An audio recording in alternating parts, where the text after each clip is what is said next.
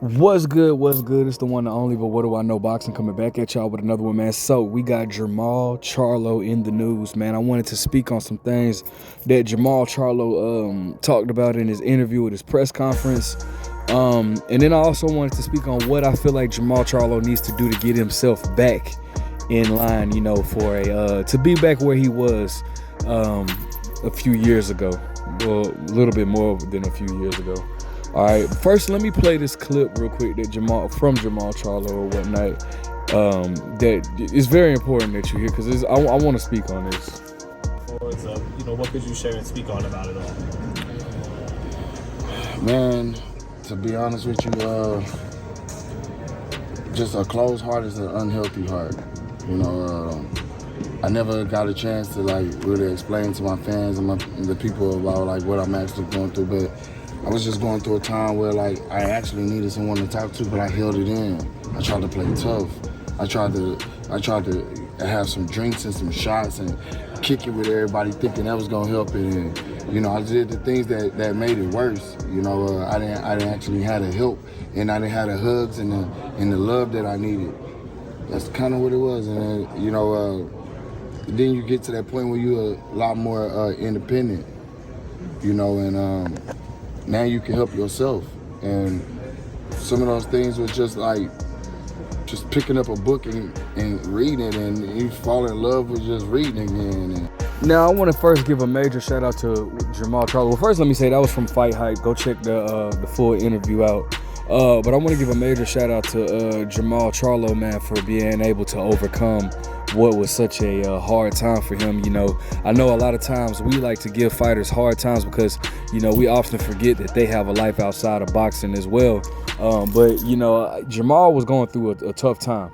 I don't know what his status is like between him and his wife, but it looks like him and Jermall have linked back up. They're took pictures training with each other and stuff. Jamal has gone through a lot, and it's not been easy on him. And so my advice to anybody listening to this list is very important to talk. All right, when you hold things in, I'm gonna tell you right now things consume you, and then you'll start becoming a person. You'll start turning into a person that you won't even recognize, all because you were holding things inside. It's important to find a therapist or somebody that you trust to talk to. You have to let that stuff out. Otherwise, it'll all creep on you, and it all happens subconsciously. You'll find yourself walking around being ticked off by everything, doing and saying things that you wouldn't normally do just based off of anger or anxiety or just in general, just off of depression and all that. It's important to talk about things with people.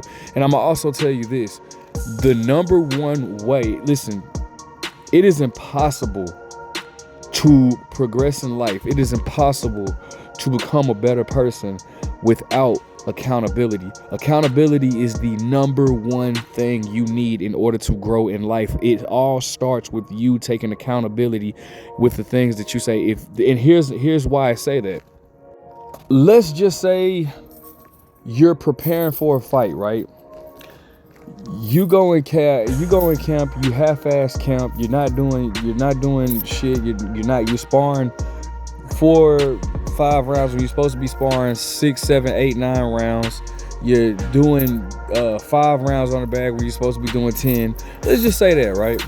And you go and you perform, and every time, it's like, I gotta do this, or the reason why you're not training so well is because this person is calling me, or somebody's sick, I gotta tend to them, and all this.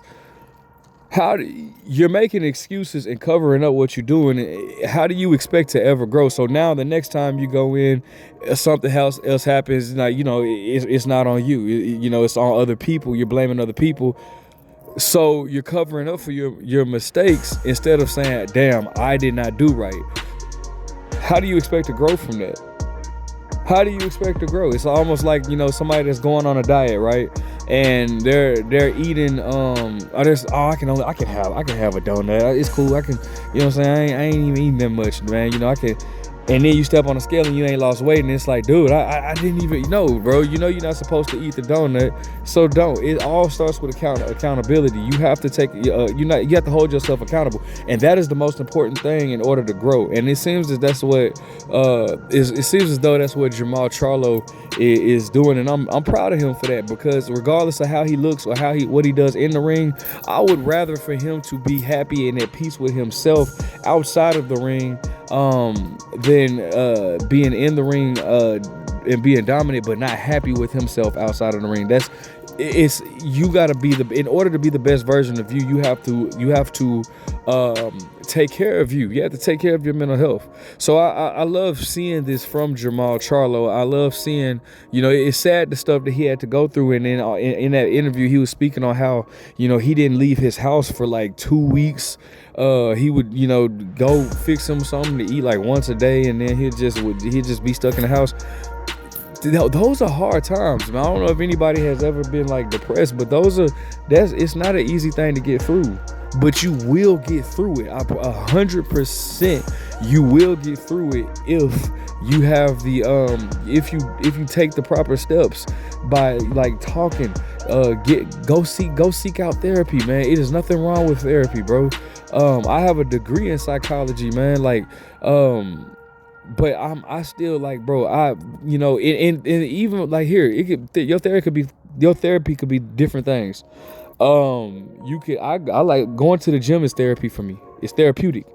Going to the boxing gym. That's why I ain't compete. I ain't had a fight in 2 years, but I still train. Not as often as I do like when I would have a fight, but I still train because it's therapeutic to me. You have to find something that you enjoy, and you have to do it even when you don't physically feel like doing it. You have to, because that's what's going to help get you through those hard times. So shout out to Jamal Charlo for that. All right. Now, as far as what I think that he needs to do, I mean, obviously him and Thomas LaManna is a step in a good direction. He just needs a tune-up right now. We got to see where he's at. The press conference with him, they had a little words, but the press conference overall was not all that entertaining. Shout out to Caleb Plant, that's my guy. I just hate press conferences like that. Like, you know what I'm saying? Like the press conferences where they like, I'm coming in, I'm expecting the very best from my opponent. I know he's a tough fighter. I'm coming in to give my all, and I'm looking to show up and show out Saturday night. And I, expect to see you guys there. Y'all have a great night. Like, those press conferences to me are just like the most boring. It's like, it's almost like for me, and this is no shot at Caleb or anything like that. Like, but for me, it's almost like, dude, like, y'all really could have saved this, dog. Like, y'all could have, like, what is this press conference? Like, y'all just could have just went straight to the interviews or something like that, bro. Like, y'all really could have saved this. But anyways, in order for Jamal Charlo to get himself back together, first and foremost, he has to get past Thomas LaManna. Honestly, in an ideal world, I would have loved for Jamal to fight like a Thomas LaManna, then fight like a, I probably would say fight like a, Jermall Charlo could fight like a Gabe Rosado, because Gabe Rosado fought Jermall Charlo. Jermall Charlo could fight like a Gabe Rosado, then fight a Selesky. Fight Selesky, like, then after you beat Selesky, because Selesky is a solid fighter. He's a solid fighter, and him and Jamal Charlo was supposed to fight a few years back, but Jamal pulled out or whatnot. But he's a solid fighter, so fight him. Then I would like to see him go into Caleb Plant. You know what I'm saying? But I understand the PBC, they don't have many slots available for them with Amazon, so they're just doing what they can do. But I would love to see that from Jamal. I would like to see them gradually build him. But listen, if he beats Caleb Plant, he's back. You know what I'm saying? But I honestly don't think that he's gonna beat Caleb Plant. Caleb Plant is looking to make a statement. And Caleb Plant is if Caleb Plant beats Jamal Charlo, I mean, like, because Caleb to me has a really good a solid resume. All right? It ain't the best, but it's definitely solid enough, man. I'm proud of what I'm seeing from Caleb Plant.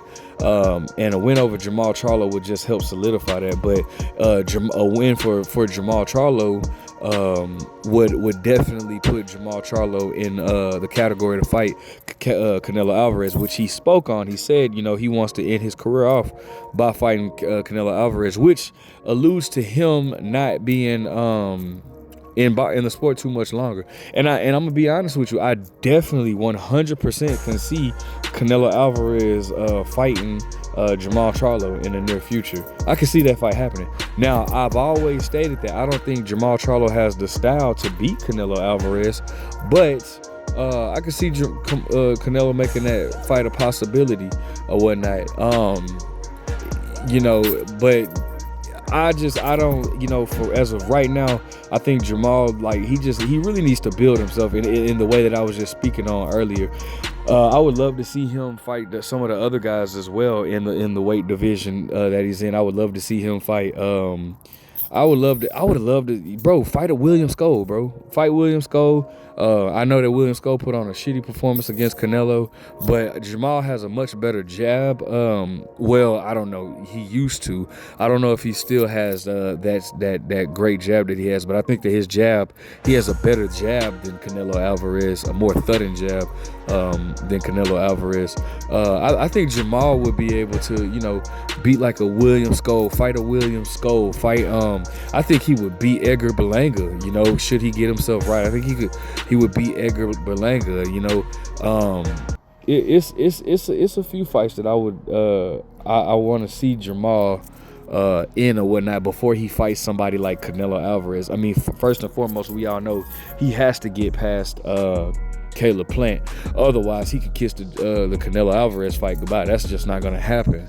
But, either way it goes, man, I think Jamal is on the right direction. I don't want to. He hasn't fought in, will be, a year and a half. And then before that, it was 2 years or 2.5 years. I don't want to see Jamal take off any more time than he could, bro.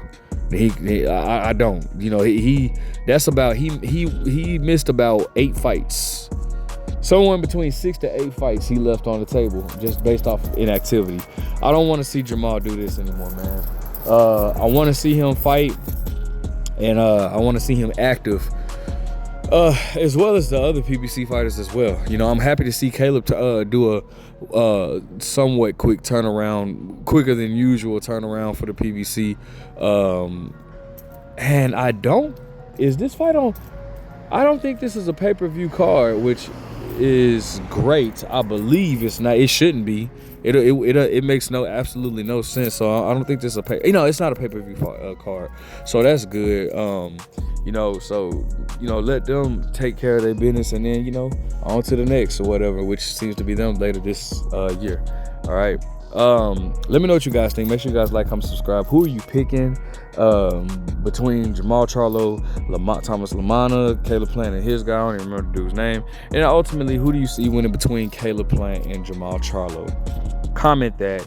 But what do I know?